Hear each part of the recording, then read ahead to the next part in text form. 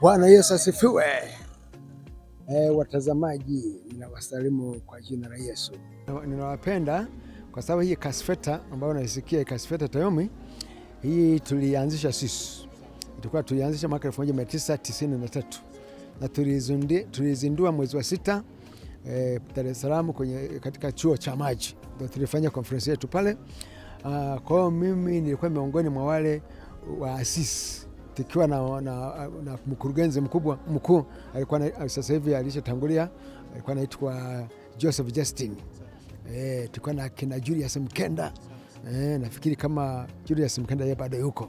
Naona kwa hiyo sasa tangu kipindi hicho sijawahi kuiacha, naenda kufuatilia. Kwa hiyo nikisikia kasfeta nafurahi sana. Kwa hiyo mimi naona ni ushauri wangu vile ambavyo mimi nimeendelea kuwa kasfeta mkongwe, na ninyi wanafunzi mkimaliza muendelee kupenda kasfeta. Nasema alipomtazama Eliabu akazani ndiye.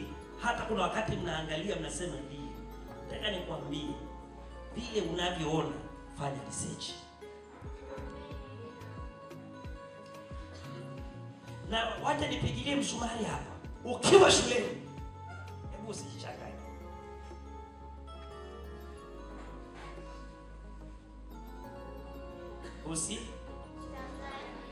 Narudia tena,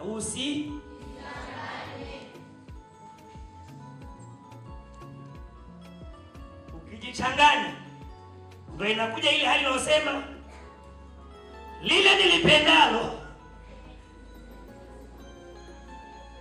Wangapi wao mnaruka ukuta? Nafikiri mimi nimeleta jambo jipya. Ni yale mnayofanyaga. Ni wakaribie kabisa. Walio na hasira, Bwana asifiwe.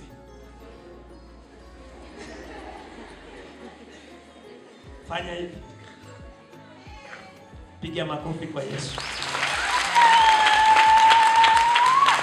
Kwa majina naitwa Jessica Sebastian Martin. Ni mwanafunzi wa kidato cha 6 shule sekondari Gehandu. Mimi ni jumuiya ya Kasfeta Tayomi, natokea kanisa la Ufufuo na Uzima Babati Manyara. Leo ni Jumamosi, siku ya joint. Tumetoka Gehandu, tumekuja hapa Chief Sarat kwa ajili ya joint masi. Tumepata mafunzo mengi kwenye ibada ya leo, tumeweza kunufaika si kama vijana. Tumeweza kupata ujumbe kwamba ujana ni sehemu nzuri sana katika maisha, kwa sababu tunaona ukiharibu ujanani unakuwa umeharibu maisha yako.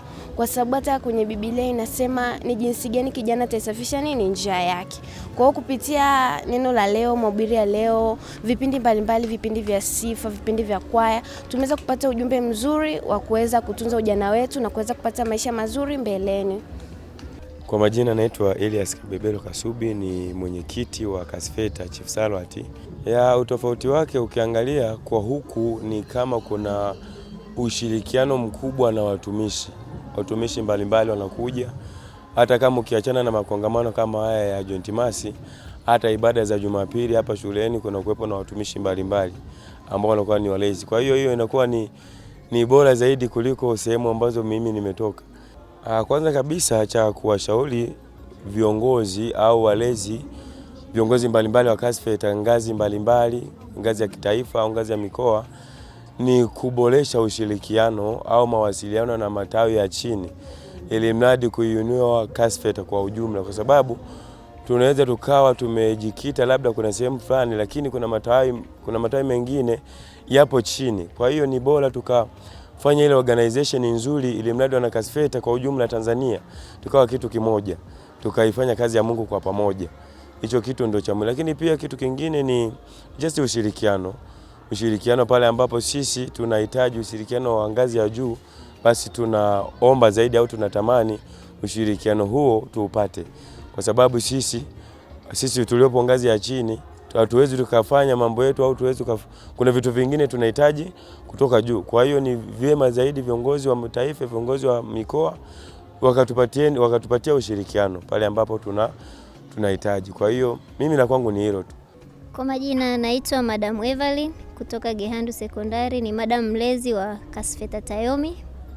Mara nyingi tunatoa guidance and counseling.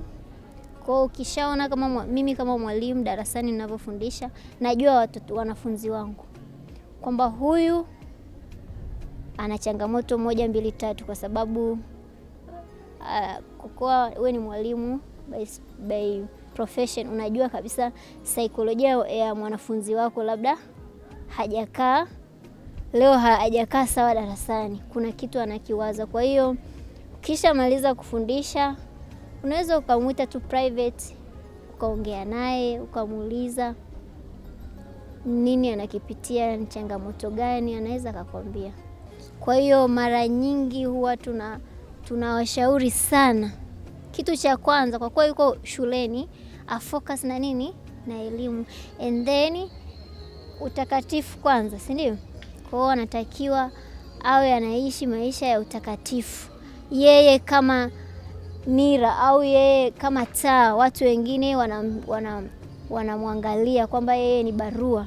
Kwa lazima waishi yale maisha matakatifu, ili hata wale ambao sio wana Kasfeta wakimwona huyu, kweli huyu ni mwana Kasfeta, tunatakiwa tuwaige.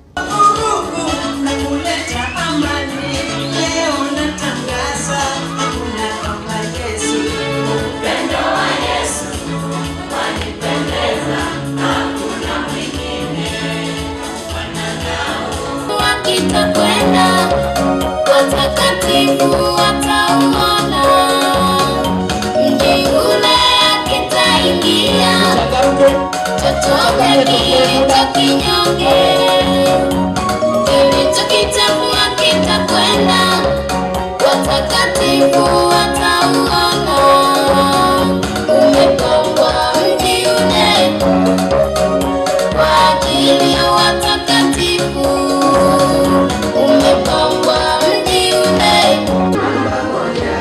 Yesu, Yesu, Yesu.